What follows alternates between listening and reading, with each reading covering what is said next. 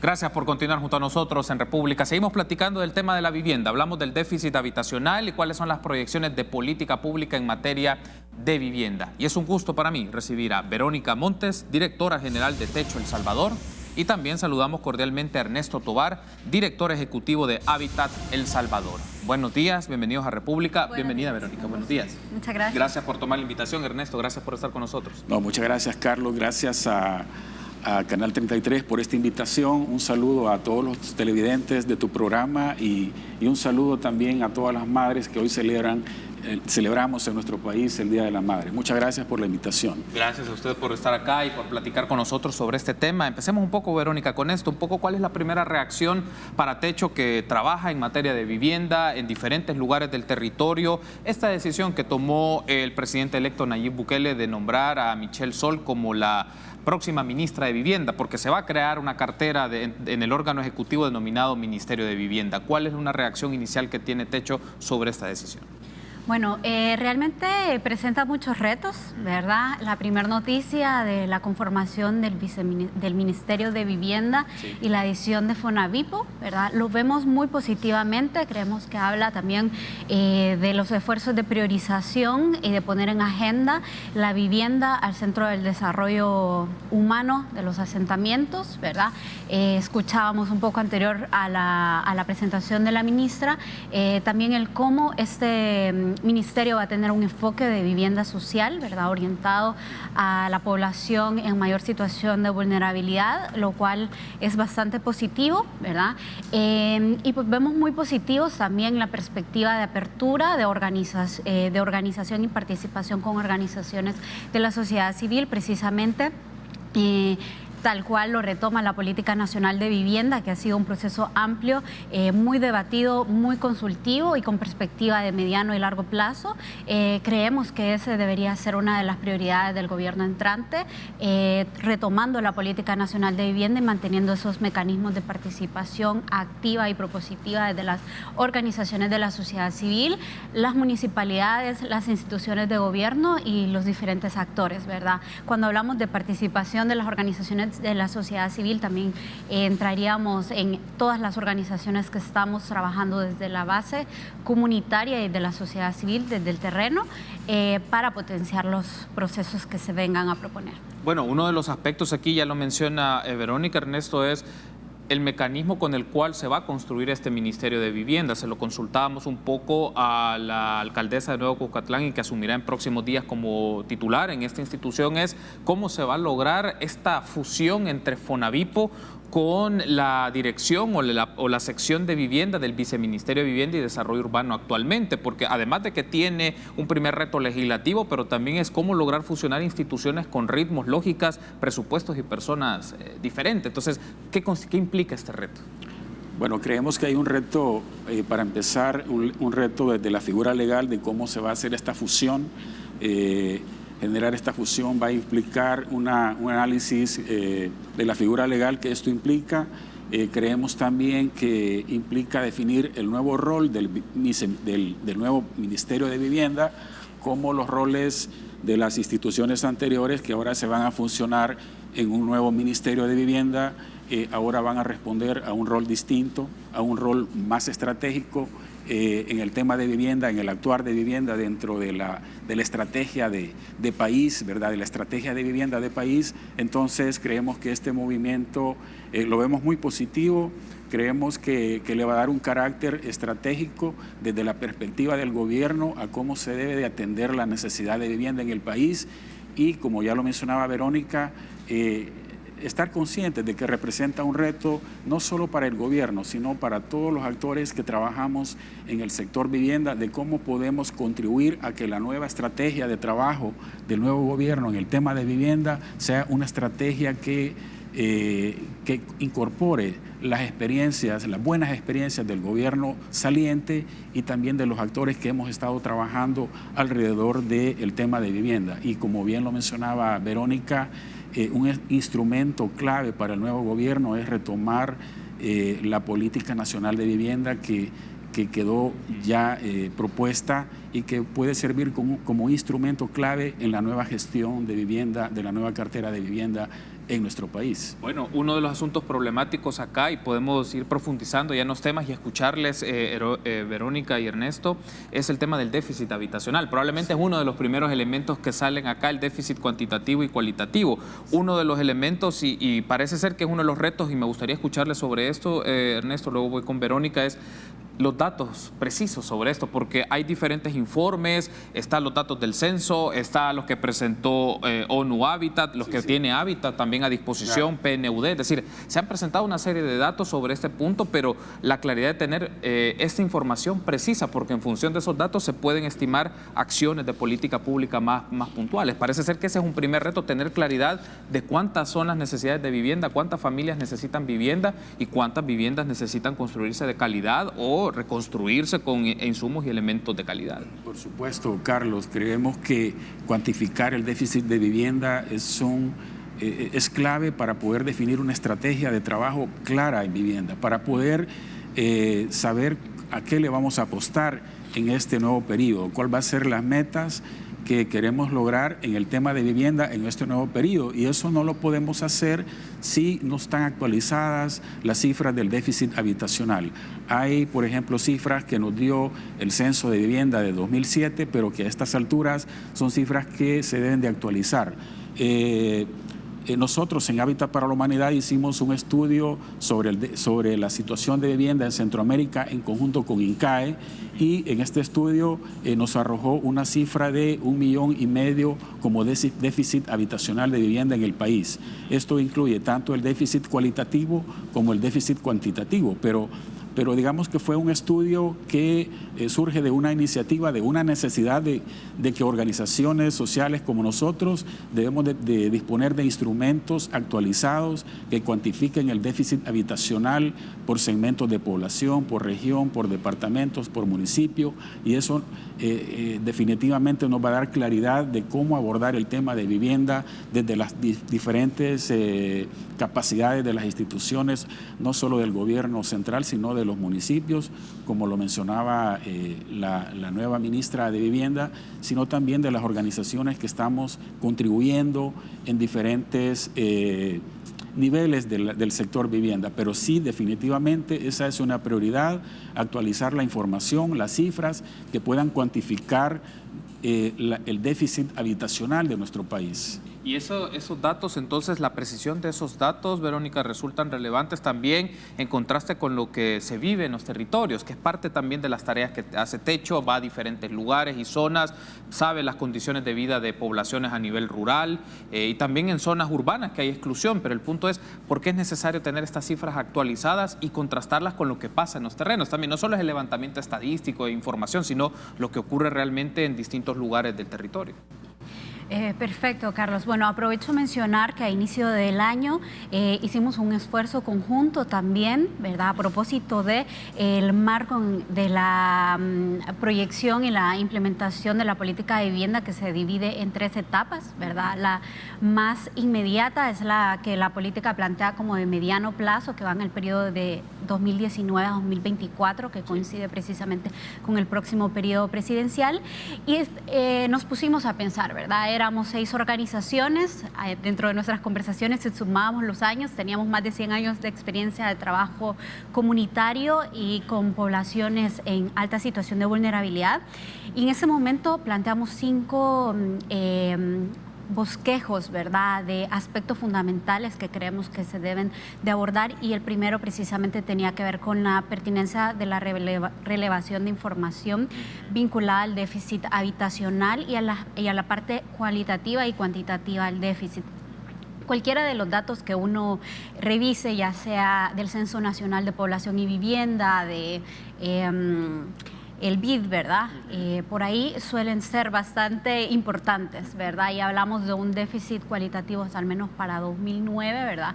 De algunas de las estimaciones que se hacían de un déficit habitacional total de arriba del 58%, del cual el 8% es déficit cuantitativo y el resto es un déficit cualitativo, que tiene que ver principalmente con la calidad de la vivienda y la situación de pisos, paredes, techos, ¿verdad? Que como veníamos conversando, impacta directamente en las condiciones y en la calidad de vida para potenciar y que limitan definitivamente el potenciar las capacidades de la población que vive en esa situación.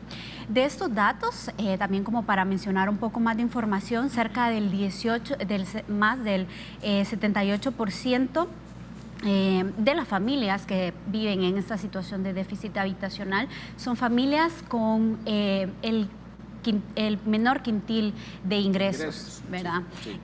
Lo cual implica que arriba del 70%, ¿verdad?, de las familias tienen un menor ingreso al salario mínimo, ¿verdad? Entonces, presenta importantes retos, ¿verdad? Entonces, hablar del tema de reducción de déficit habitacional implica hablar de acceso a la vivienda, pero también de acceso a una tenencia efectiva de la tierra y de mecanismos accesibles de financiamiento para la misma.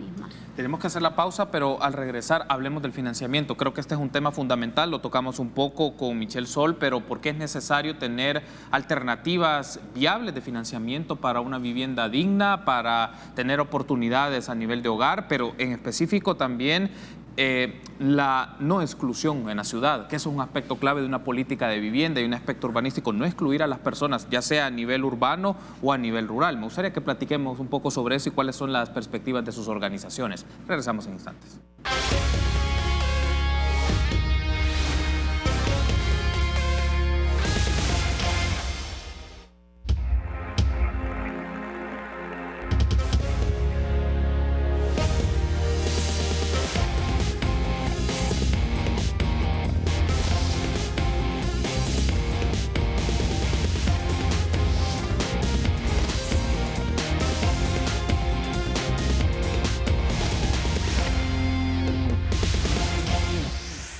Gracias por su preferencia y continuar junto a nosotros en República. Seguimos platicando del déficit habitacional y las políticas de vivienda, cuáles son algunas de las áreas o retos de política pública en este tema o en este sector. Platicamos con Ernesto Tovar, director ejecutivo de Hábitat El Salvador, y también nos acompaña Verónica Montes, directora general de Techo El Salvador. Uno de los asuntos y uno de los temas aquí relevantes, Ernesto, constituye tener financiamiento para la vivienda. Lo platicábamos antes de entrar al aire, pero ¿cuáles son las prioridades para el nuevo gobierno en materia de financiamiento? Se tiene el Fondo Social para la Vivienda, se tiene Fonavipo, ya hablamos un poco que esto se va a fusionar, Fonavipo con el Viceministerio de Vivienda, en su área de vivienda en particular, pero ¿cómo se logra un financiamiento justo, un financiamiento adecuado para diferentes sectores de la sociedad? Personas jóvenes, profesionales, trabajadoras, personas que están como cuenta propia, personas que quisieran tener un préstamo adecuado para su vivienda, pero que en los términos actuales no son los más favorables. Bueno, quizás voy a marcar el tema de financiamiento un poco en términos de la vivienda de interés social, sí, para segmentos de población que les es difícil accesar a financiamiento. Sí. Debemos de reconocer que no toda la población tiene acceso a financiamiento y aún más a financiamiento formal.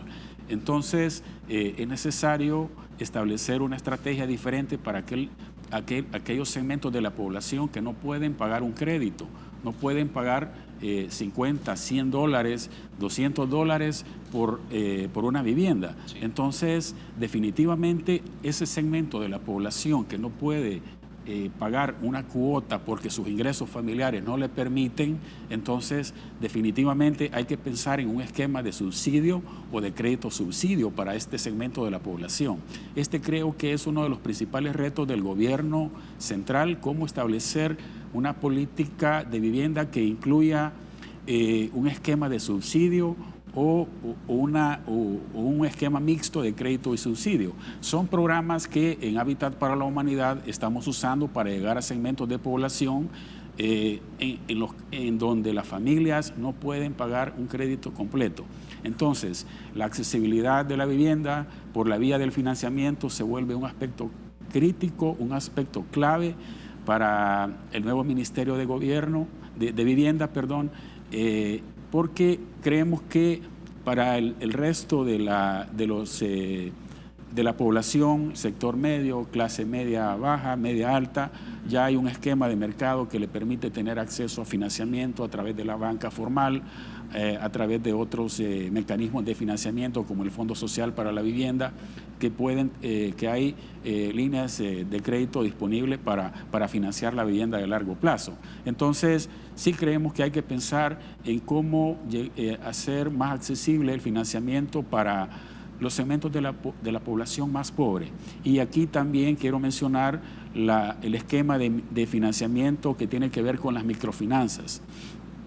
Hay que pensar en fortalecer todo el sector microfinanciero del país, todas las instituciones que están atendiendo, que empiezan ya a atender segmentos de la población a través de un esquema de microfinanzas, es decir, plazos de financiamiento cortos, cuotas que pueden ser adaptadas a las capacidades de pago de las familias. Entonces, todas estas estrategias de financiamiento se deben de desarrollar aún más.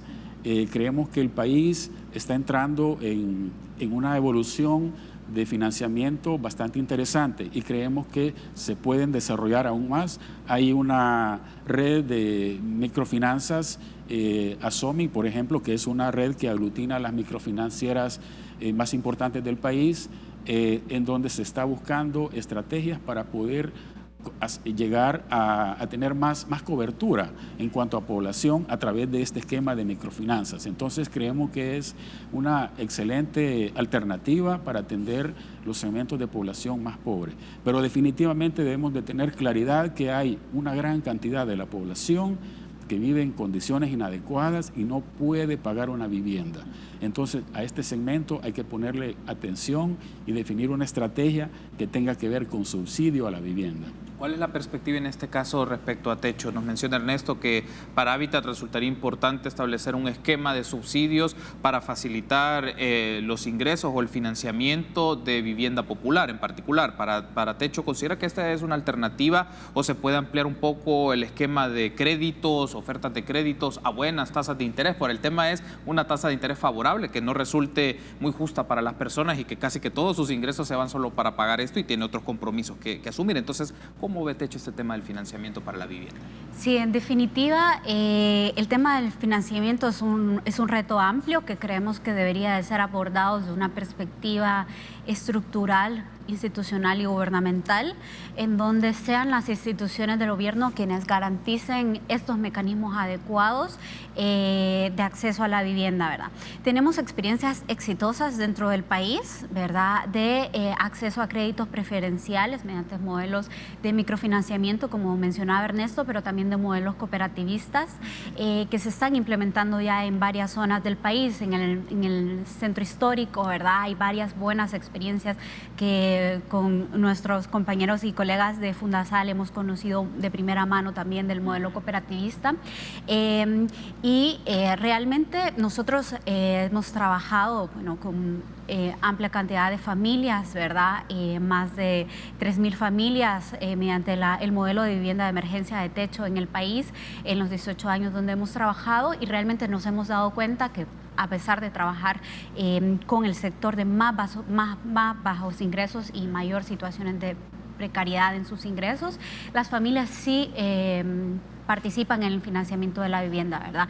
Para el caso de techo, las familias financian un 10% del costo total de la vivienda, que sabemos que es un modelo, nuestra propuesta es un modelo de vivienda transitorio, pero que evoluciona y hasta ser parte de una vivienda definitiva, en donde hay que pensar precisamente estos mecanismos accesibles de financiamiento estructural, de crédito preferencial, y definitivamente es una prioridad. Hay una mención que usted ha hecho y creo que vale la pena ampliar un poco más, Verónica, es el tema de las cooperativas de vivienda, o sea, porque son esquemas y modelos distintos a los que quizás tenemos conocimiento o usualmente vemos, que es una persona, una pareja o un segmento familiar adquiere un préstamo o busca un tema, pero aquí el tema cooperativo estamos hablando de un grupo importante de personas en donde se comparten no solamente esquemas de tenencia, de la tierra como tal es compartido, también un esquema de vida, digamos. ¿Puede ser un proyecto de esto una manera distinta de cómo hacer vivienda en el país y que tal vez el nuevo gobierno pueda pensarlo como una alternativa factible para distintos sectores de la sociedad? ¿Cómo lo ve ustedes? Sí, bueno, la construcción de la vivienda y el hábitat necesariamente nos va a remitir a una parte estructural de la vivienda, de los servicios, pero el hábitat también comprende esas relaciones sociales en donde nos desempeñamos y por lo tanto puede tener varias aristas de una manera amplia, ¿verdad? Pero el tema de la generación de confianza dentro de la comunidad, dentro de la población, es fundamental a todos los niveles, ¿verdad? Y dentro del país creemos que el fortalecimiento del tejido social a nivel comunitario debe ser una de las prioridades que pues, nos permite o nos da un poco más de margen de acción desde una perspectiva local y territorial, ¿verdad? En donde la municipalidad sea esa primera instancia de participación democrática, ¿verdad? Y ahí quizá voy a mencionar un poco acerca de la nueva agenda urbana, ¿verdad? Que propone dentro de esos retos a más largo plazo deberíamos de estar pensando en una gobernanza democrática por el derecho a la ciudad, ¿verdad? Lo que implica también el cómo yo me relaciono con mis vecinos, en cómo me relaciono en mi entorno, cómo me relaciono con los espacios públicos, con el acceso a servicios básicos. Entonces, sí parte de una perspectiva integral, ¿verdad? En donde para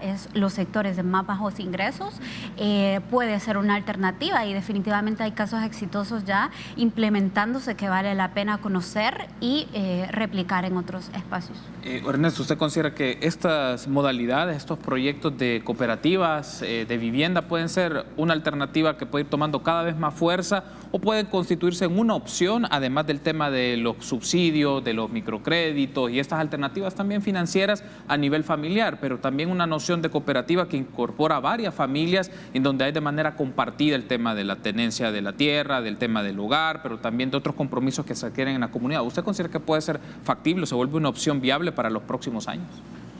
Creemos que sí. Creemos que el modelo de vivienda cooperativa es un modelo de vivienda que hace algunos años se ha iniciado con algunas experiencias en nuestro país.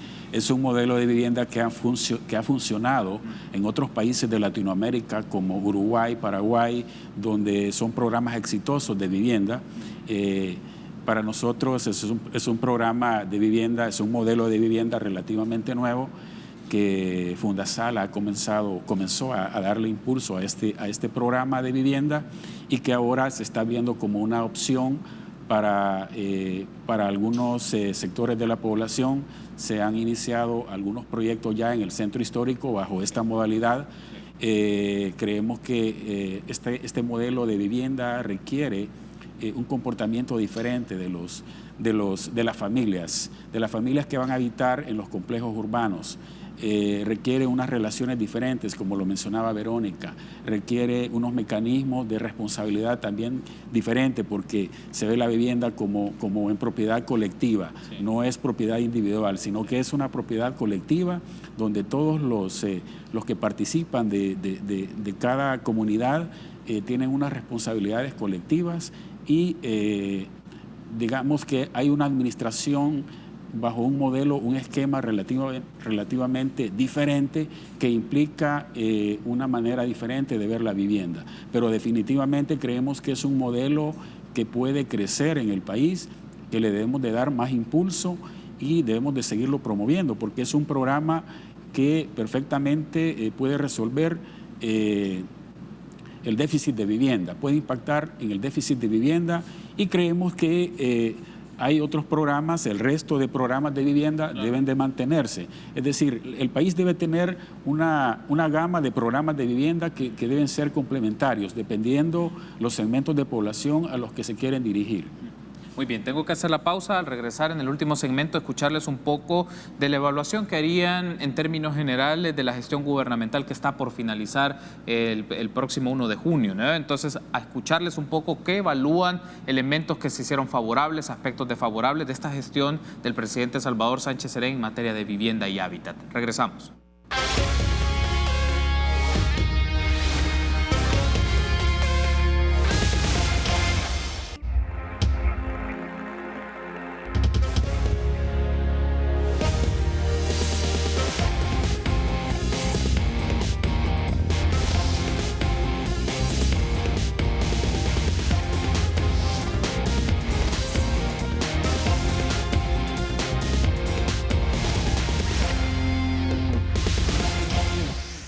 Último bloque de esta segunda parte de República, que hemos estado hablando de elementos claves de la política de vivienda, cuáles son algunos de los retos y expectativas, pero también del déficit habitacional. Platicamos con Ernesto Tovar, director ejecutivo de Hábitat El Salvador, y con Verónica Montes, directora general de Techo El Salvador.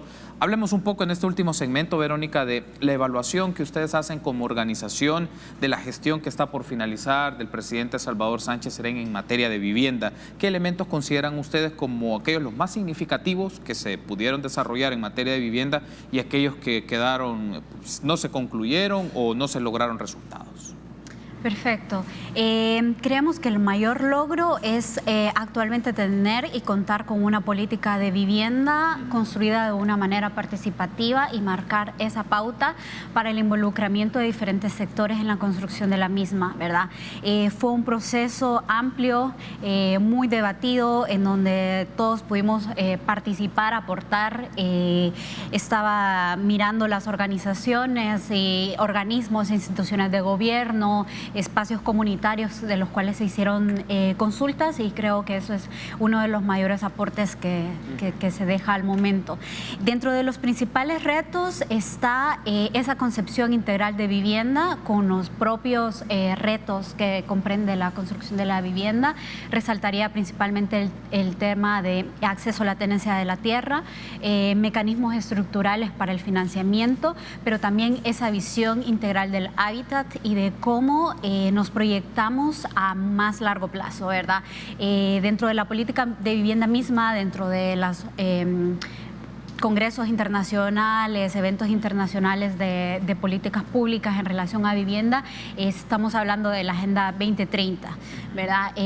Donde implica también pensar en la integración de esos procesos exponenciales de urbanización y de desarrollo, cómo generamos procesos inclusivos principalmente orientados a los sectores más vulnerables que puedan acceder, si bien a la vivienda, pero a toda esa conectividad de servicios básicos, de transporte, de educación, de salud, y todo un entramaje que permita realmente potenciar las capacidades de esas poblaciones más vulnerables a la fecha. Muy bien, ahora tenemos un poco la lectura de Techo, cuáles son aquellos aspectos favorables y aspectos que quedaron como deudas. Uno de los aspectos favorables, Ernesto, se mencionaba, era disponer de una política nacional de vivienda y hábitat, por lo que significó su trabajo, tener un consejo consultivo, que dicho consejo consultivo brindar insumos y aportes, y que esto se registrara en un documento que daba como las líneas de acción, digamos, un primer aspecto. En esto coincide también Hábitat como uno de los aspectos favorables, y también consultarle cuáles son retos, deudas que quedaron pendientes.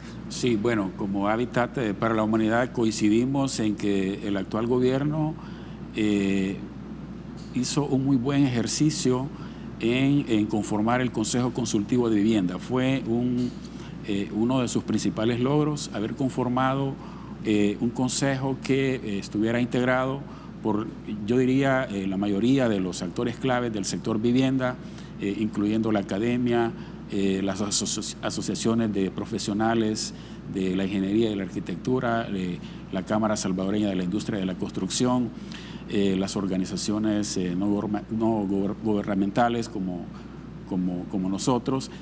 Bueno, fue un consejo que se creó de una manera muy participativa, un trabajo muy coordinado, donde pudo cada uno de los actores hacer sus propuestas y al final poder tener esta política nacional de vivienda y hábitat que coincidimos que es uno de los principales logros de este gobierno en temática de política de vivienda. Creemos también que hay que reconocer que también se ha hecho un poco de investigación en vivienda. Se hizo investigación a partir de los terremotos del 2001. Se tuvo la colaboración del gobierno de Japón para hacer investigación en vivienda de interés social. Se hizo mucha investigación en tecnologías de construcción resistentes a sismos, y creo que se montó un buen programa de investigación que incluyó hasta muchos profesionales capacitados en Japón sobre cómo debería de ser la mejor manera de construir vivienda en nuestro país, tomando en cuenta el riesgo sísmico al que está expuesto nuestro país. Sin embargo, creemos que algunos de los retos, aparte de los que ya mencionó Verónica, tienen que ver con la actualización de la normativa de vivienda. No solo a la política de vivienda, sino cómo la realidad actual de nuestro país requiere una normativa de vivienda actualizada que responda a las nuevas necesidades de las ciudades, a las necesidades del sector urbano, cómo debe de construirse en zonas de alto riesgo a sismos, cómo debe de construirse en zonas que están expuestas a inundaciones, que son eventos de la naturaleza que todos los años nos impactan como país e impactan a la vivienda, a las familias más pobres de nuestro país. Entonces, creemos que actualizar la normativa de vivienda también debe ser para el próximo gobierno una de las prioridades, que debe estar alineada con las nuevas necesidades de las ciudades y del país en general, tomando en cuenta todos los elementos de riesgo sísmico a los que el país está expuesto. Ahora, teniendo en cuenta un poco este asunto, ya estamos por finalizar la entrevista, le consulto, Ernesto, cuando hablamos de actualizar normativa de vivienda, para ser como un poco más preciso y quede claro para nuestra audiencia, es qué marco legal o qué disposiciones se tienen que reformar, derogar o actualizar para adecuarse a la actualidad, adecuarse a los tiempos en función del derecho humano al hábitat, a la vivienda, y que los marcos legales lo sustenten de esa forma. Sí, bueno. Cuando hablamos de normativa de vivienda, podemos hablar como de los estándares de construcción de vivienda social, las nuevas necesidades. Estamos viendo en la ciudad de San Salvador un crecimiento en vivienda en altura que está provocando, digamos, como una explosión de la vivienda vertical en la ciudad de San Salvador.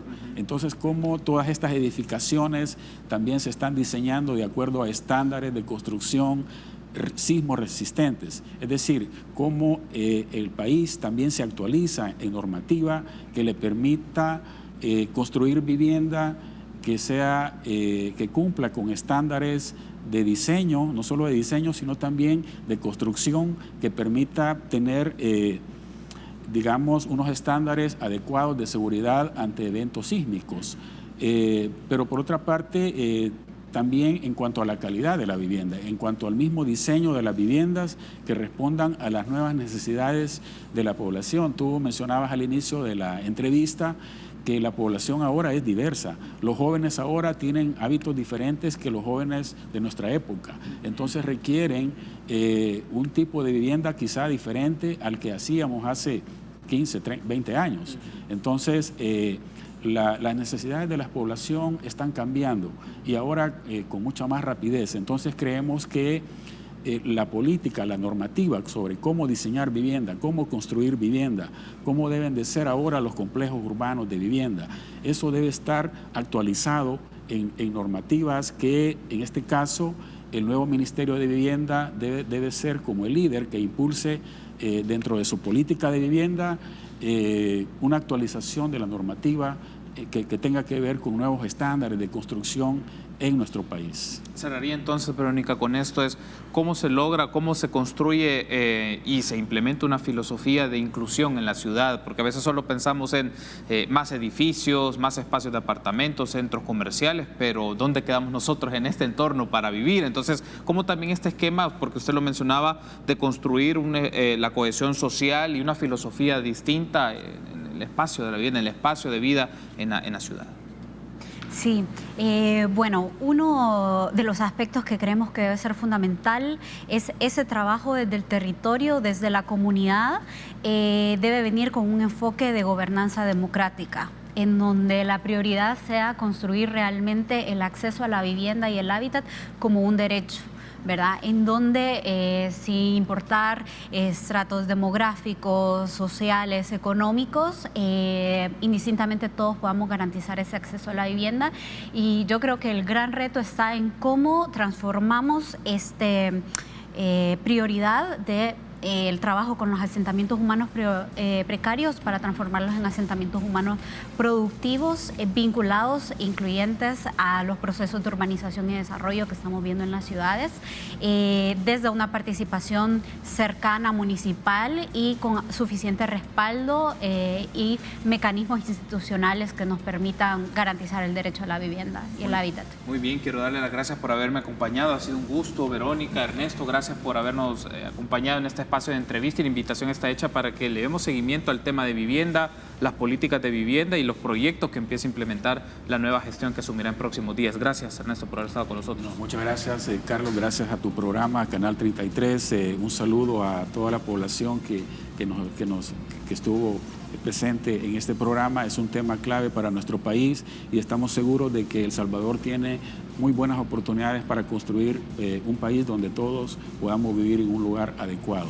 Muchas gracias por la entrevista. A usted, gracias. Muy amable, Verónica. También gracias por habernos acompañado. Gracias, igualmente. Y a ustedes también, amigos. Gracias por habernos acompañado. Será hasta el próximo lunes. Pase un buen fin de semana.